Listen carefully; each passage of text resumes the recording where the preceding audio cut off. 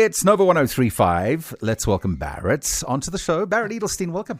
Thank you. Thank you for having me, as always. It's good to be here, and it's good to have you in the studio once again. You've spoken to a bunch of people that I've never heard of, actually.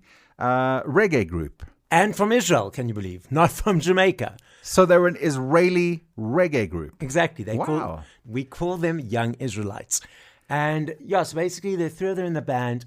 And I found them fascinating when I first saw them on socials because reggae, not many young artists are creating reggae music. It's sort of very niche, and especially not from the Middle East. So I thought the whole creation and the mix was quite interesting. So I spoke to the guys, and what they said to me was that the reason why they dove into reggae was because he saw that funk, there was funk music and reggae, which are created very different on the spectrum. But the way the messages come through the music was very similar. So let's listen to the clip. Okay. What's so cool about reggae, in my opinion, is that the message is very strong and it has a very important role inside the music.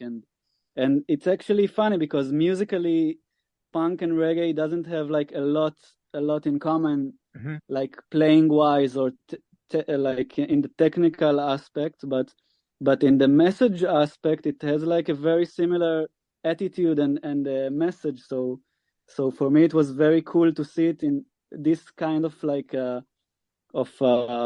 attitude and messages in a different type of music that I didn't even know before. Yeah, reggae often is a lot to do with the words and the messaging, as you mentioned before the clip.